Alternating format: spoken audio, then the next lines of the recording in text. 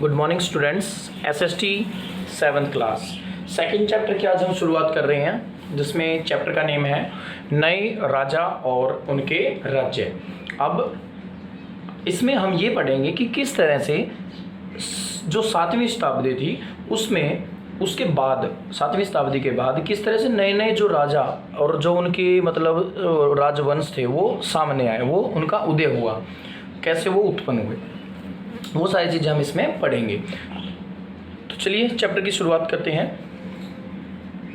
7वीं शताब्दी के बाद कई राजवंशों मानचित्र 1 में उपमहाद्वीप के विभिन्न हिस्सों में 7वीं से 12वीं शताब्दी के बीच शासन करने वाले प्रमुख राजवंशों को दिखाया गया है। ये जो नीचे मैप दिया गया है, आप इस मैप को देखोगे तो आपको यहाँ देखने को मिलेगा कि कई ऐसे जगह हैं जहाँ अलग अलग तरह के राजवंश उदय हुए हैं। चाहे वो आप यहाँ देखें, मध्य भारत का एरिया देखें तो यहाँ गुर्जर, प्रतिहार हैं, चंदेल वंश है, प्रयाग, बनारस, ये इस एरिया में यहाँ पर मतलब चंदेल वंश दिखाया गया है, परमार वंश दिखाया गया है, इंद्रप्रस्थ ये है, चाहमान, ये वही चाहमान है जो आगे जाकर चौहान बन जाते हैं। ठीक है, ये सारे अलग अलग वो दिखाए गए हमें कि किस तरह से अलग अलग जो शासक हुए हैं। और अगर यहाँ की बात की जाए तो यहाँ पर पाल वंश दिखाया गया है। देखो, अगर दक्षिण भारत की बात की जाए तो चोल, चेर, पांडे, ये चोल चेर पांड्यों का एरिया आ गया। यहाँ की अगर बात की जाए तो राष्ट्रकूट है, मान्यखेत है, मतलब ऐसे इन एरिया में। यहाँ पर चालुक्य हैं। तो ऐसे अलग अलग जो मतलब एरिया थे और वहाँ पर अलग अलग क्या हुए थे, शासन उत्पन्न हो रहे थे। उन शासनों का वहाँ पर, शासकों का जो था वो वहाँ पर दबदबा था। तो ये 7वीं से 12वीं शताब्दी के बीच में जो अलग अलग राजवंश हैं उनको दिखाया गया है इसमें अलग अलग एरिया के अंदर। अब हम इनके बारे में अच्छे से पढ़ते हैं डिटेल में। 7वीं शताब्दी, नई राजवंशों का उदय। 7वीं सदी आते आते उपमहाद्वीप के विभिन्न भागों में बड़े भूस्वामियों और योद्धा सरदार अस्तित्व में आ चुके थे। बड़े भूस्वामी मतलब जिनके पास बहुत ज़्यादा ज़मीनें थी, ज़मीनों के मालिक थे। और योद्धा सरदार मतलब जो युद्ध के अंदर निपुण थे, ये अस्तित्व में आ चुके थे। राजा लोग प्राय उन्हें अपने मातहत या सामंत के रूप में मान्यता देते थे। उनसे जो राजा होते थे वो इनको क्या मानते थे, अपना मातहत मानते थे, अपना सामंत मान लेते थे, अपना एक तरह से सहयोगी मान लेते थे।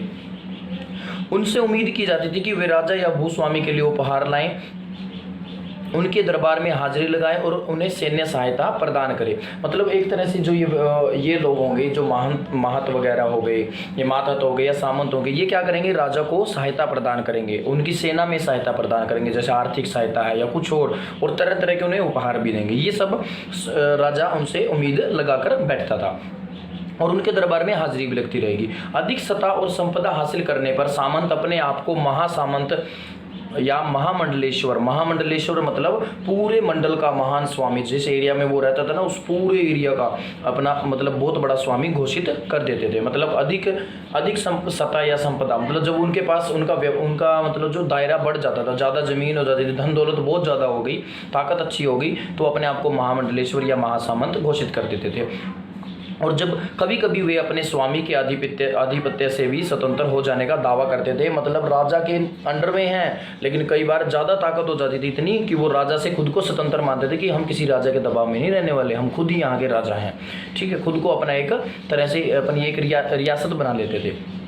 इस तरह का एक उदाहरण दक्कन में राष्ट्रकूटों का था। राष्ट्रकूट भी ऐसे ही थे। शुरुआत में वे कर्नाटक के चालुक्य राजाओं के अधीनस्थ थे।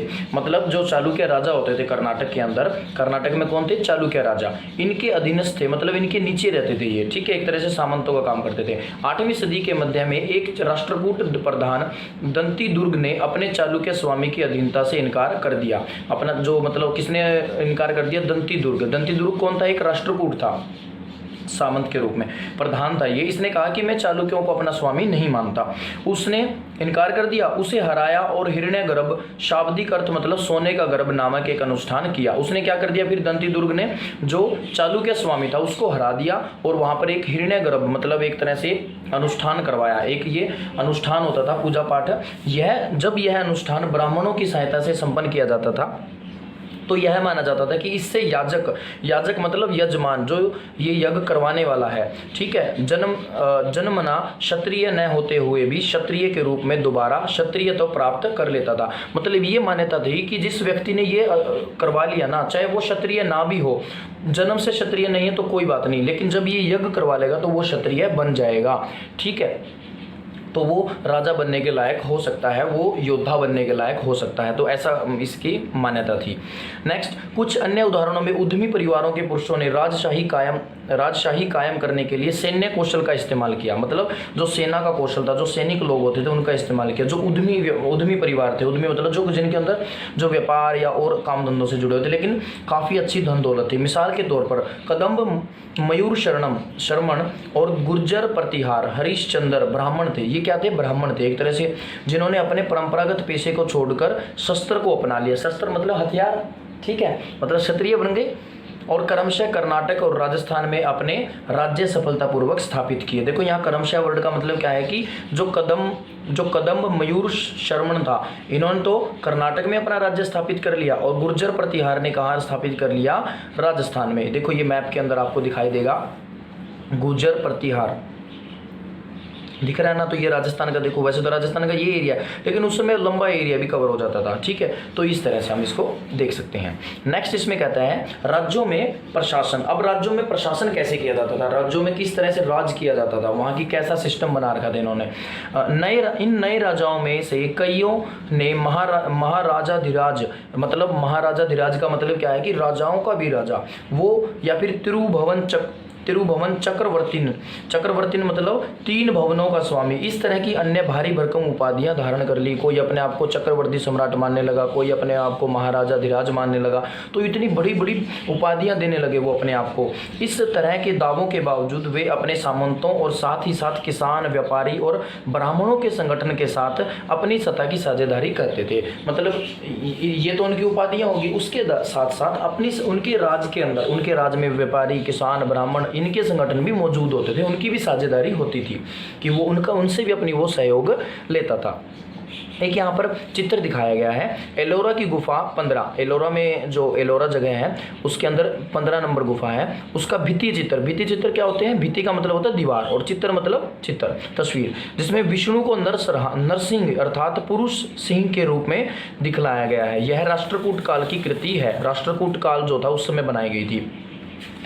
नेक्स्ट इसमें क्या है फिर आगे शासन के लिए आगे कहते हैं, इन सभी राजाओं में उत्पादकों अर्थात किसानों, पशुपालकों, कारीगरों से संसाधन इकट्ठे किए जाते थे। ये जो सभी राज्य होते थे ना, इनमें जो उत्पादन का काम करते थे, वस्तुएं बनाने का काम। अब वस्तु का बनाने का काम कहाँ से होता है? किसान है, किसान अनाज उगाता है तो उत्पादक हो गया। पशुपालक भी दूध, घी, ये सब चीज़ें और मतलब मांस वगैरह भी उनसे मिल जाता है, तो ये सब उनसे हो गया। कारीगरों से, कारीगर जो अलग अलग कारीगर थे उनसे, इन सब से क्या किए जाते थे? संसाधन इकट्ठे किए जाते थे।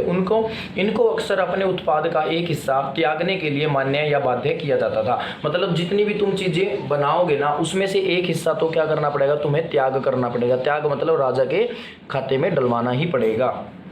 ये था। कभी कभी इस हिस्से को लगान मानकर वसूला जाता था, क्योंकि प्राप्त करने वाला भूस्वामी होने का दावा करता था। राजस्व व्यापारियों से भी लिया जाता था। मतलब राजस्व जो था, टैक्स जो था, लगान जो था, वो व्यापारियों से भी लिया जाता था, व्यापारियों पर भी टैक्स लगता था। उसके अलावा उसके बाद ये संसाधन राजा की व्यवस्था का वित्तीय आधार बनते थे। अब देखो इतना सारा धन दौलत जो इकट्ठा करता था, इससे क्या होता था? राजा का वित्तीय व्यवस्था मजबूत होती थी। वित्तीय मतलब जो पैसे का, जो राजा का कोष होता था, उससे वो फिर अपनी सेना वगैरह चलाने में काम आता था। जो मंदिर वगैरह, जो भी किले वगैरह बनवाने होते थे, युद्ध करने होते थे, उसमें उसको यूज करता था। साथ ही मंदिरों और दुर्गों के निर्माण में भी इस्तेमाल होता था। मतलब जो भी ये संसाधन उनसे लेता था। संसाधन उन युद्धों को लड़ने में भी इस्तेमाल होते थे जिनसे लूट की शक्ल में धन मिलने की और जमीन और व्यापारिक मार्गों के प्रयोग की संभावनाएं बनती थी। कहने का तात्पर्य मतलब है, ये जो उनको संसाधन मिलते थे ना इन लोगों से, उसको फिर कहाँ यूज करते थे?